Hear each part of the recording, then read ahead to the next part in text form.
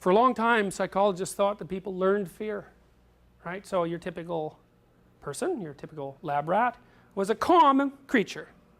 Now it's a funny thing, because if you take a lab rat out of his home cage and you put him in a new cage where you want to teach him, say, to be afraid of something, to be afraid of a light paired with a shock, which is a typical psychological experiment. The funny thing about the rat is you got to let him calm down before he's normal. Well, except that you might think that the not calm rat is also the normal rat, right? You take the rat out of his cage and you put him in the new cage, and what does he do? He goes like this. Why? Well, he's a rat, right? Someone might eat him. So he's a bit nervous about being in this new situation.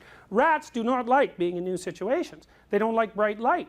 If you put them in a new situation that's brightly lit, they go right over to the corner because they think maybe cats won't find them.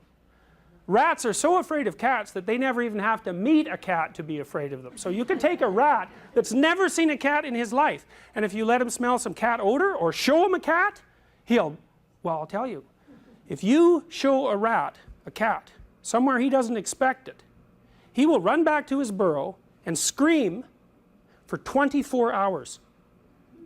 Now you imagine how scared you'd have to be to scream for 24 hours, especially given a rat only lives about a year. So that would be, for you, like screaming, that'd be like screaming for 3 months, right? So the rat runs back to his burrow, and he screams, and every other rat who hears him scream freezes, and they all stay like that for 24 hours till they sort of calm down. And then the first thing they do is they go back to the place where they saw the cat, and they start to map it out. So they do these things called corner runs, which is, so the rat wants to go back to this territory. He knows the territory might be a place where he gets food. Is the cat still there? Well, you might think, stay in the burrow, right? But then maybe you don't get something to eat. So the rat goes back to the place where the cat was, carefully, and then he hunches down, and he runs over part of it. And if nothing kills him, then he goes back and does the same thing with a little more of the territory until finally the rats have run all over the territory again.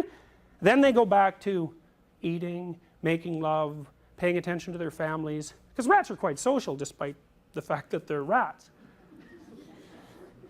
The rat's smart enough to go back to the scene of the crime, so to speak, right? It's not going to let the dragon that might be there grow. The rat knows that if something is terrifying, it should be investigated, not run away from. The question is, what do you encounter when you encounter something you don't expect? And so you say, well, you've got your spouse mapped out, right? But then they do something you don't expect, which hopefully happens fairly regularly, right? Because otherwise you get bored with them. They do something you don't expect, and you think, aha, who is that person precisely? And what that means is that when you encounter something unexpected, you actually can't see what's there. Why? Because it's too complicated. You might have to spend a month talking to your spouse to figure out just exactly why they have that particular peculiar opinion.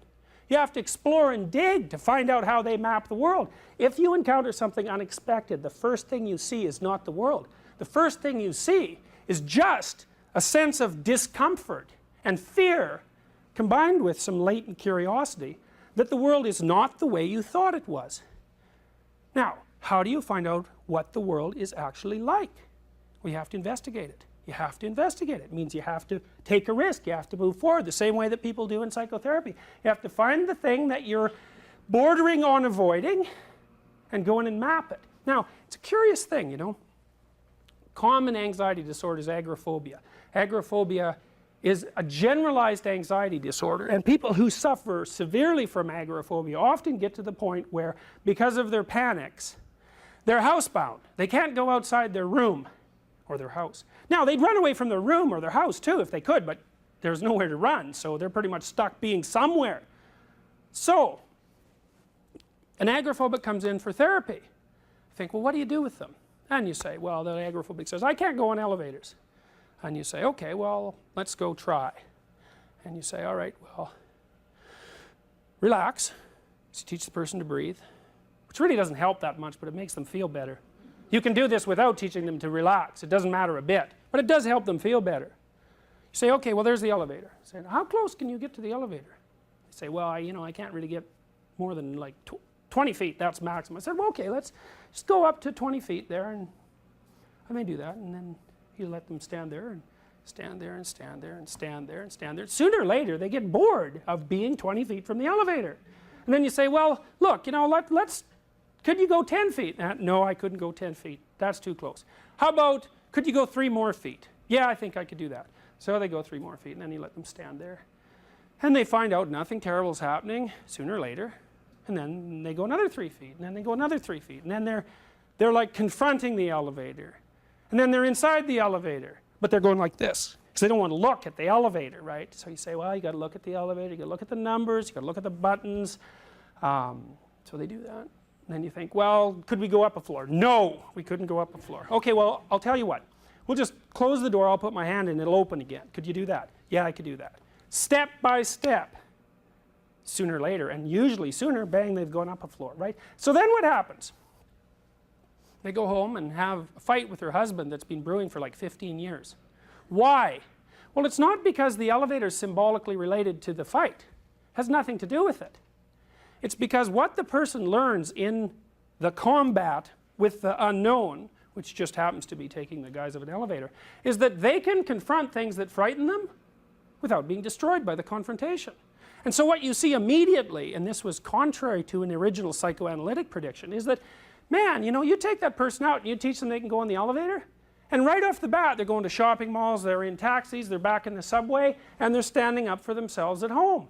Generalization. Why? Because they didn't learn that the elevator wasn't frightening. That isn't what they learned. They learned that despite the fact that the elevator was as terrifying as anything they've ever encountered, they were actually up to the challenge.